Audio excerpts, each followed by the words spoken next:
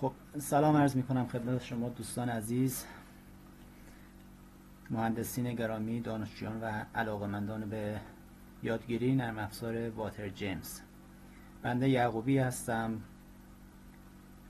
فارغ التحصیل مهندسی کشاورزی آب، دارای 10 سال سابقه کار در زمینه طراحی و اجرای شبکه‌های آبیاری با مهندسین مشاور و پیمانکاران. در این فایل قصد دارم در مورد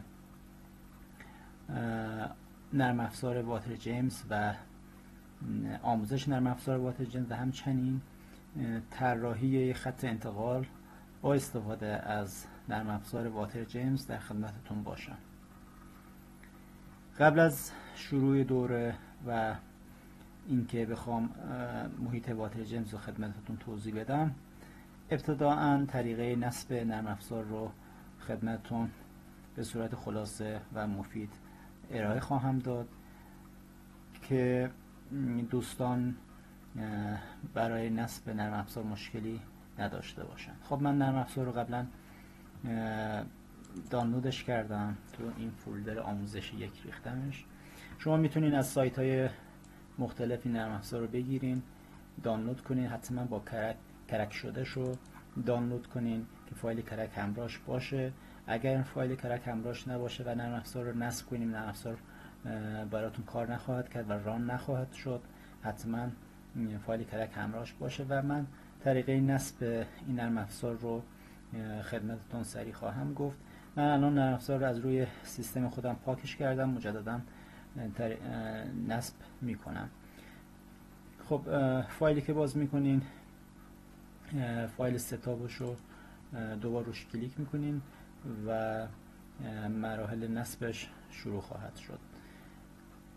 خب خود نصب نرم افزار چیز خاصی نداره و به صورت پیش‌فرض مسیرها رو که میده شما اوکی میکنین و نرم افزار شروع به نصب کردن میکنه.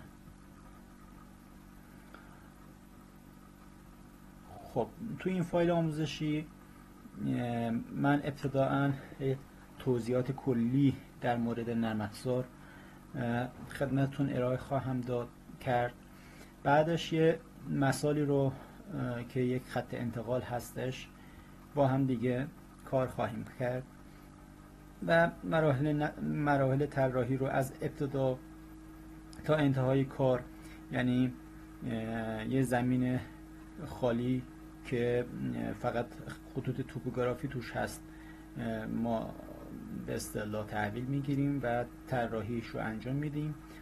طراحی اولیه‌اش تو محیط اتوکد انجام خواهیم داد. بعدش میاریم تو محیط واتر جیمز، تحلیل هیدرولیکیش رو انجام خواهیم داد.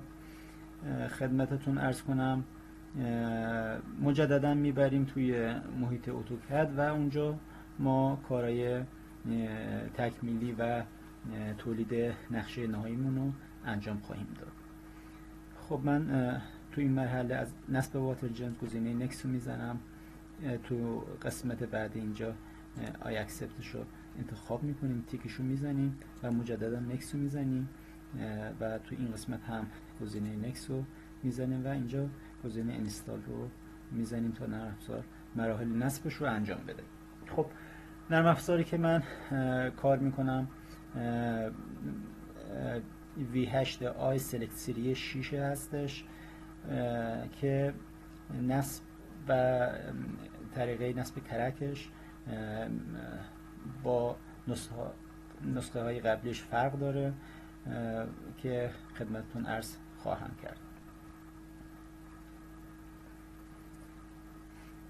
خب من فیلمو نگه میدارم تا حالا این نوار سبز رنگ پر بشه. حالا شاید هم نیاز نباشه نگهش دارم. خب بهتره که نگه دارم تا وقتتون گرفته نشه.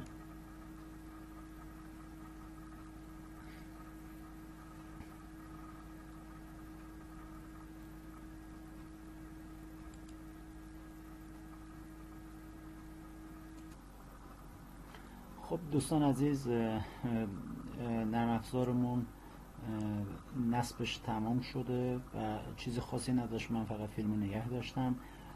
بعد از اینکه اون نوار سبز رنگمون پر شد این قسمت میاد و ما تو این قسمت فینیش رو میزنیم و خدمتتون عرض کنم مرحله اول نصبش اینجوری به پایان میرسه. خب لایسنسش هنوز نصب نشده و من نصب لایسنس هم خدمتتون عرض میکنم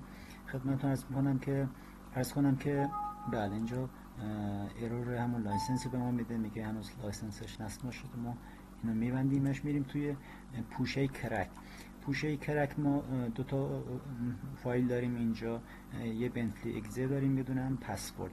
ما اول میریم این پسوردش رو از توی این فایل کپی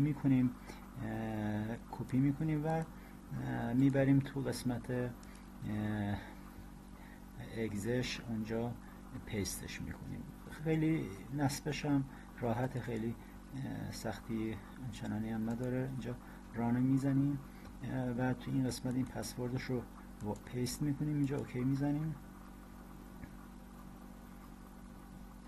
و خب تو این قسمت که میاد ما از بین گزینه‌هایی که هستش گزینه واتر ایجنت V8 آی رو انتخاب میکنه و منوی اکتیویت رو میزنیم و مرحله نصب لایسنسش هم انجام میشه. خب وقتی لایسنسش نصب شد دیگه ما میتونیم از نرم افزار استفاده کنیم و هیچ محدودیتی برای ما نخواهد داشت. اوکی میزنیم و